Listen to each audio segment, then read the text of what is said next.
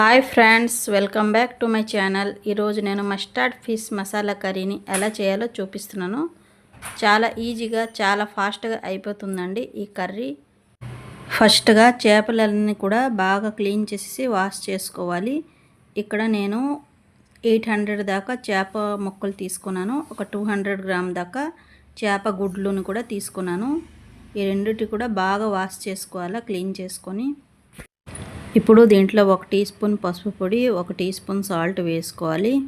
చేప ముక్కలు ఇంకా ఈ చేప గుడ్లను కూడా ఈ ఉప్పు పసుపుతో బాగా కలుపుకొని ఒక 10 నిమిషాల పాటు నానబెట్టుకోవాలి.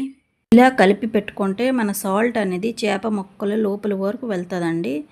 ఇప్పుడు మనము మస్టర్డ్ పేస్ట్ ప్రిపేర్ చేసుకోవాలి. ఒక జార్లో 1 టేబుల్ స్పూన్ దాకా ఆవాలు, 1 టీ స్పూన్ జీలకర్ర, 2 టేబుల్ స్పూన్ దాకా అల్లం వెల్లుల్లి పేస్ట్ వేసుకోవాలి. మీ దగ్గర అల్లం వెల్లుల్లి పేస్ట్ లేకపోతే మీరు అల్లము వేరుగా, వెల్లుల్లి రెమ్మలు వేరుగా వేసి కూడా గ్రైండింగ్ చేసుకోవచ్చండి.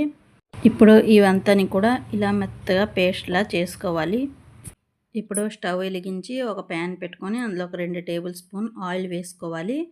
ఆయిల్ కాస్త వేడయ్యాక మనం ముందే నానబెట్టి పెట్టుకున్నాం కదండి చేప ముక్కలు ఇంకా చేప గుడ్లు, ఇవన్నీ కూడా లైట్గా ఫ్రై చేసుకోవాలి. మరీ ఎక్కువ ఫ్రై చేయ అవసరం లేదు, లైట్గా ఫ్రై చేస్తే చాలండి. ఇలా లైట్గా 2 పక్కలు కూడా తిప్పుతూ ఫ్రై చేసుకోవాలి.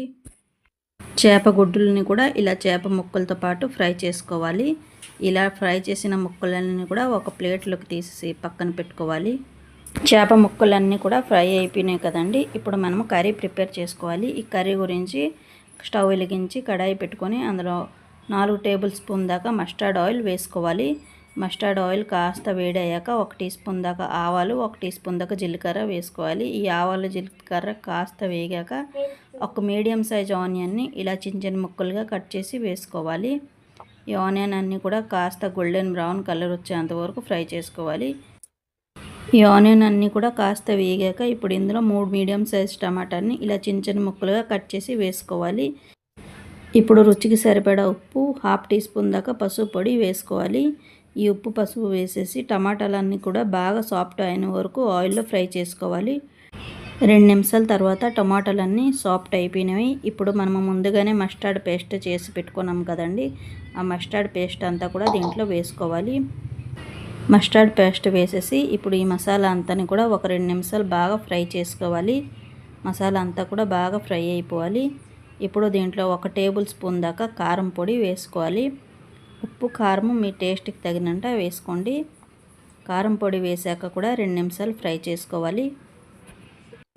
మసాలా అంతా కూడా బాగా ఫ్రై అయిపోయింది. ఇప్పుడు మనము ముందుగానే ఫ్రై చేసి పెట్టుకున్న చేప ముక్కలు ఇంకా చేప గుడ్లు అన్నీ కూడా దీంట్లో యాడ్ చేసుకోవాలి. ఈ చేప ముక్కలన్నీ వేసాక ఇప్పుడు దీంట్లో 1 కప్పు దాకా హాట్ వాటర్ యాడ్ చేసుకోవాలి.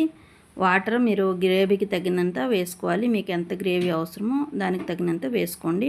నేనైతే 1 కప్పు వాటర్ వేసుకున్నాను. ఇప్పుడు దీంట్లో 1 టీ స్పూన్ దాకా ధనియాల పొడి, 1/2 టీ స్పూన్ దాకా గరం మసాలా పొడి యాడ్ చేసుకోవాలి.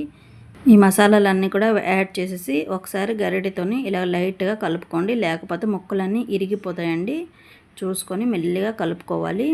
ఇప్పుడు ఒకసారి సాల్ట్ చెక్ చేసుకోండి. మనం ముందుగానే సాల్ట్ వేసుకున్నాం కదండి, సరిపోకపోతే ఇంకొద్దిగా సాల్ట్ వేసుకోవాలి. ఇప్పుడు దీన్ని మనము మూత పెట్టేసి ఒక 10 నిమిషాలు లో ఫ్లేమ్లో ఉడికించుకోవాలి. 10 నిమిషాల తర్వాత మూత తీసి చూడండి. ఒకసారి గరిటెతోని లైట్గా ముక్కలు ఎరగకుండా కలుపుకోవాలి. అంతేనండి, mustard fish masala curry prepare అయిపోయింది.